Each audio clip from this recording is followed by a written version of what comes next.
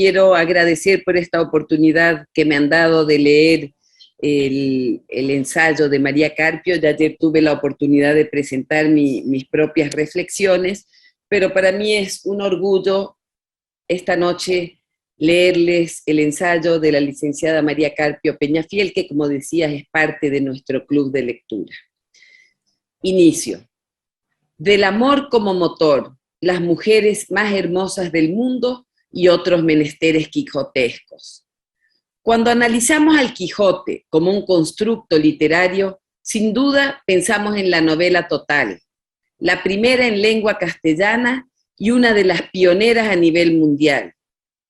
En aquel adjetivo total cabe la lógica universal asumida como reflejo de una realidad representada desde la habilidad literaria y ficcional de un autor, lo cual es lo que mejor le calza a esta novela. El Quijote es la novela total, y con ello abre una nueva era, la modernidad. Esta inauguración de lo moderno como categoría cultural y como etos trae consigo nuevas formas de entender y de representar las motivaciones cruciales de lo humano. Una de ellas, el amor. Y es el amor precisamente el kit argumental del Quijote, pero en sentido ideal. Es por el amor de Dulcinea que sucede todo. O así al menos se lo construye Don Quijote, basándose en las novelas de caballería. No hay caballero sin señora. Y dentro de esta misma vía, la mayoría de novelitas o relatos insertos en el Quijote, como El cautivo y El curioso impertinente, se resuelven narrativamente con el amor como motor. No obstante, en estos casos, no es una motivación fantástica, como lo es Dulcinea, sino que se trata de romances truncos o imposibles que han aterrizado al terreno de lo concreto, se han materializado de alguna manera y se han convertido en dadores de sentido de los personajes. Aquella sería la tónica de casi todos los relatos insertos en la primera parte del Quijote, salvo por la singular excepción de la pastora Marcela, a quien no le mueve el amor, sino la libertad. Una ruptura paradigmática bastante vanguardista que merecería su propio análisis. Marcela no quiere pertenecer a nadie más que a sí misma, y por ello rechaza pretendientes y matrimonios. Por lo tanto, el amor. Una rareza completa en personajes literarios de la época. Este ascetismo de Marcela recuerda en cierta medida al del personaje Remedios la Bella de 100 años de soledad, ya que a ambas mujeres no les interesan los hombres, son insoportablemente hermosas y con ello vuelven locos a sus pretendientes, tanto que incluso se suicidan por su desamor. Aunque hay una gran diferencia entre ellas, ya que Marcela es dueña de su libertad y es consciente de sus actos, y Remedios, por el contrario, es absolutamente inconsciente de lo que su presencia genera. Lo cierto es que ambos personajes están construidos a partir de la noción de la belleza como aspiración al ideal de vida. La belleza representa lo ideal, y es quizás por ello que el Quijote está repleto de mujeres que siempre resultan ser, abro comillas, las más hermosas, cierro comillas. Tanto así que cuando se dan encuentro algunas de ellas en la escena de la venta, ni los personajes masculinos ni el propio autor pueden decidir cuál de ellas es la más hermosa. Ellas, sin duda, representan el ideal del amor. ¿Por qué entonces ese ideal del amor es solo posible con mujeres hermosas? O más bien, ¿por qué solo las mujeres hermosas merecen ser amadas de esa forma? Esto podría tener respuesta dentro del universo de la ficción literaria en los mismos constructos que representan los valores y motivaciones humanas. Dentro de esa vida ideal, la belleza significa virtud. Y esto podría interpretarse como la manera en la que Cervantes estaría representando al ser humano en su búsqueda incesante de la virtud, lo cual se constituiría en el motor de su vida. No obstante, dentro de la propia ficción encontramos la otra cara de la realidad. En el mundo material, el amor a Teresa Panza es la versión sin edulcorantes del amor. Sancho ama a Teresa y a su familia, y sabe que eso es lo que hay para él. Casi como una resignación natural a la realidad. Finalmente, al lanzarse a la aventura, a Sancho también le mueve el motor del amor, pero uno terrenal, de este mundo, el amor a su familia. En su afán de darles una mejor vida, las intenciones sanchescas confunden la prosperidad con la ambición. Sin embargo, pese a que la insistencia de que se le entreguen los pollinos y la ínsula por su trabajo de escudero podrían parecer una mera ambición monetaria, ya se comprobará que no. Las intenciones de Sancho también estuvieron bañadas en nobleza desde un principio, y no se diga al final, cuando su motor se sale de lo terrenal para partir hacia lo ideal, tal como Don Quijote. Dentro de esa ficción idealizada, la gente sufre y muere de amor, en sentido literal y figurado. El mismo Quijote se autoimpone un sufrimiento por amor inalcanzable, que es el motor de su existencia, aunque ese amor no es sino una metáfora del camino hacia lo ideal. Y pongo en mayúsculas, pues intento resaltarlo en cuanto a su cualidad sustantiva, y no como adjetivo. Lo ideal, como en mayúscula, entiéndase como esa cualidad de supervida, la vida sobre la vida. No es la vida terrenal, la de los pies sobre la tierra, sanchesca, la que interesa al Quijote. Tampoco la supraterrenal, deífica celestial, sino aquella que replica una versión sublimada de lo cotidiano. Una vida espejo deforme, corregida y aumentada, pero trazada a partir de las más altas aspiraciones del espíritu.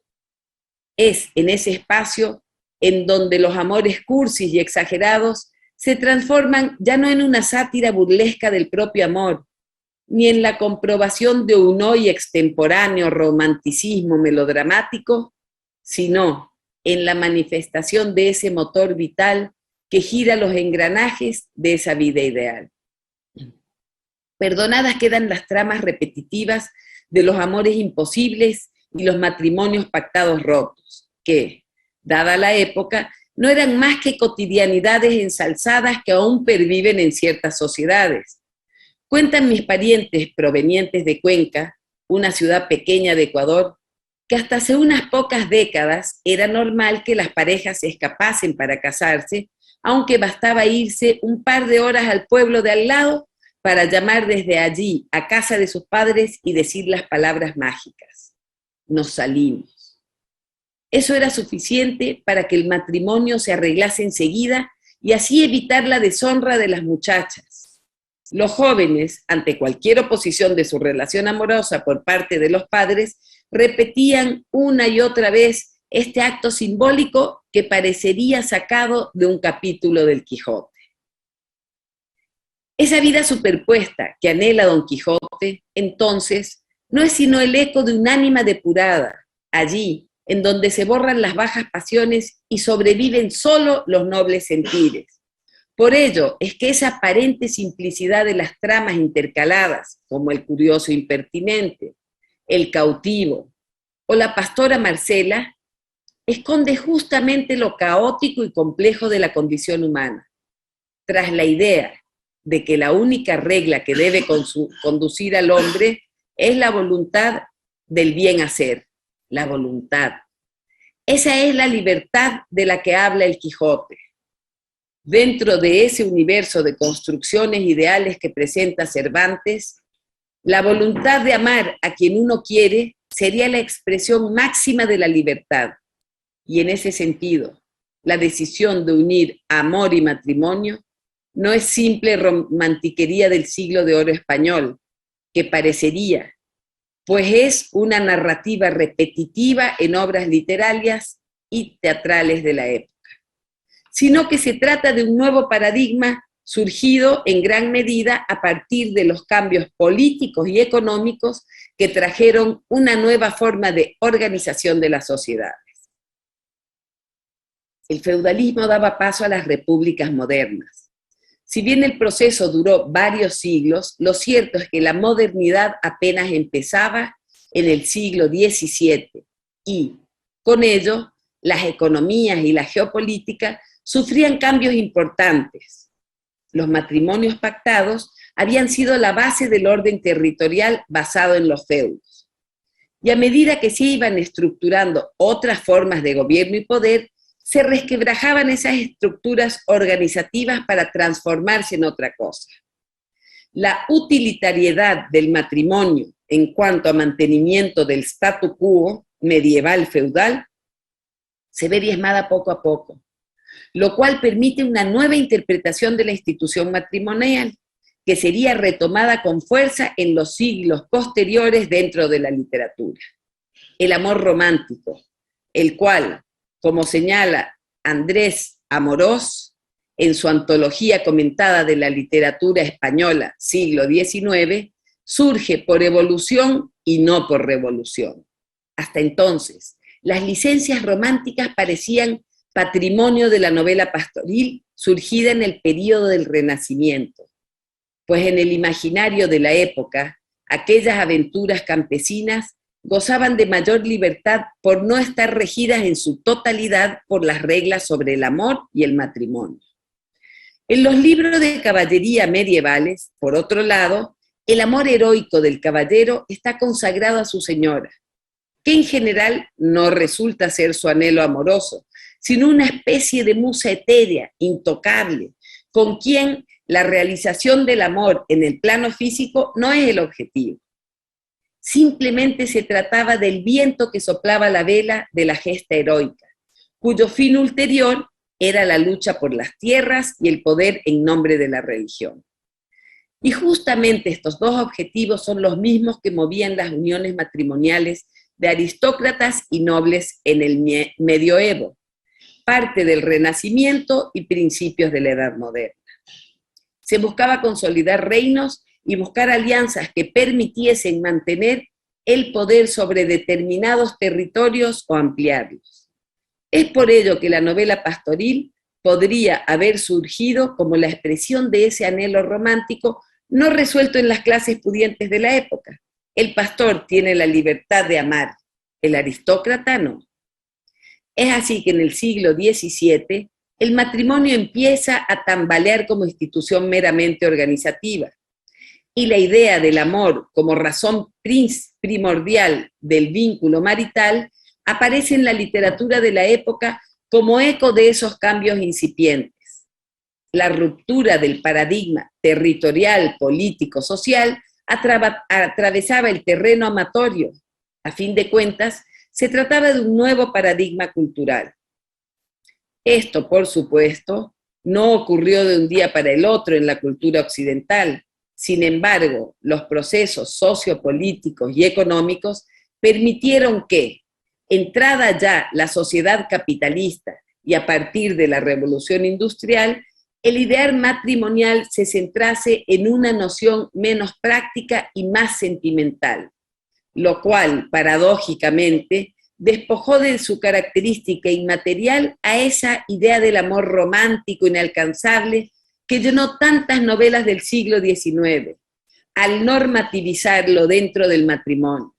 No en vano, tramas de novelas y óperas del siglo XIX, como La Dama de las Camelias y La Traviata, ensalzan esos amores fuera de la norma, pues era lo común dentro del imaginario amoroso de la época.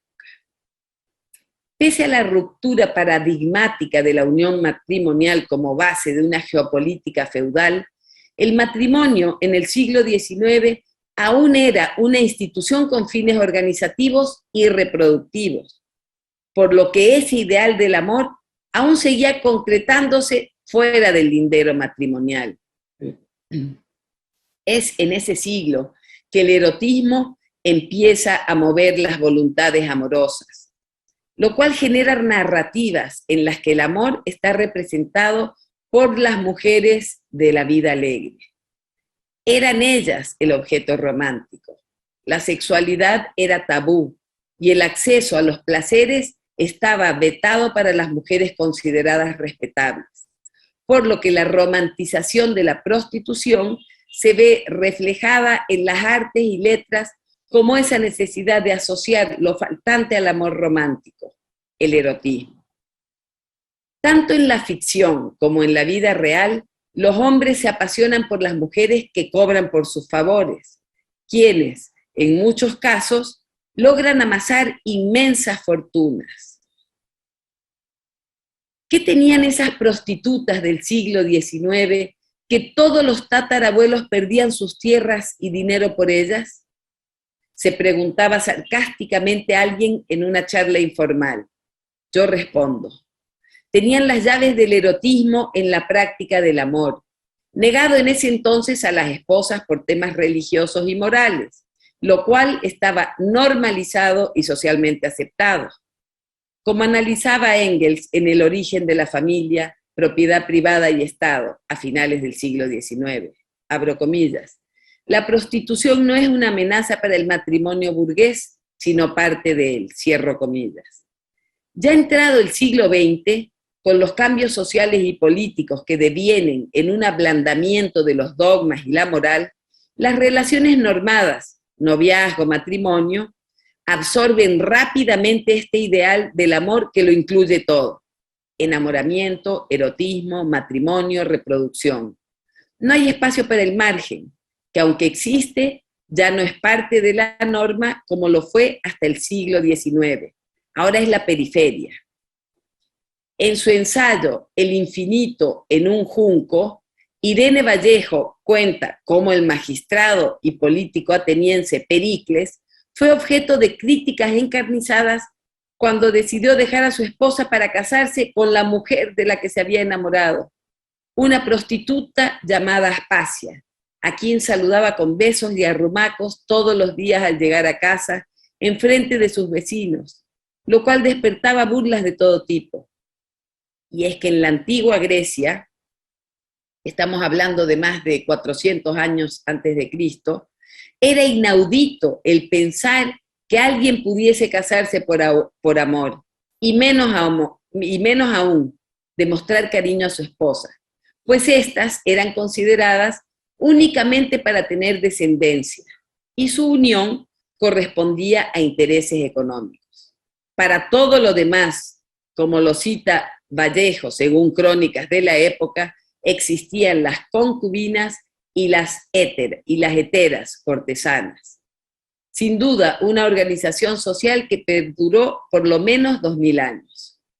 Lo que hoy nos parece normal y común, el casarse con la persona amada, no es más que una reinterpretación del rol de la institución matrimonial en pro de justamente no perder su capacidad de organización social. La práctica de los feudos persistió en ciertas sociedades, pero el paradigma social del amor cambió. Antes de la modernidad, ni el matrimonio ni la reproducción eran considerados una práctica derivada del amor. Ambos eran puramente instrumentos sociopolíticos. Hoy no se concibe matrimonio sin amor y tampoco sin erotismo. Sin duda, el peso que cae actualmente sobre la institución matrimonial es enorme. Ya no solo es la base de la organización social, sino que debe ser todo lo demás. En ese sentido, el amor libre quijotesco sería una paradoja, pues ese anhelo perpetuo del amor intencionalmente inalcanzable se destruiría al concretarse. Solo al mínimo contacto con el ser amado, Dulcinea, ya dejaría su cualidad etérea e inacible, lo cual depositaría en ese nivel terrenal carnal, que es lo opuesto a la vida ideal promulgada por Don Quijote, no se diga con la materialización de ese amor a través del matrimonio. Entonces, el amor ideal propuesto por el Quijote no tiene una finalidad material, es un fin en sí mismo, el fin de no concretarse jamás, porque entonces perdería su cualidad de motor de vida. Es el constante movimiento lo que define al personaje del Quijote, por lo que, Estancarse en la resolución de ese amor carnalizado y normado sería el fin del personaje. Eso lo sabe bien Cervantes y el propio Quijote lo tiene claro. Hace todo lo posible por no encontrar a Dulcinea jamás, incluso saliéndose de su guión y apelando a su lucidez cuando Sancho trata de engañarle con las campesinas encantadas que pretende hacer pasar por Dulcinea y sus damas. No hay amor posible. Lo único posible es el amor. Por ello, los amores concretados dentro del Quijote se quedan atrás, se resuelven y sus personajes se diluyen. Se acaban las historias.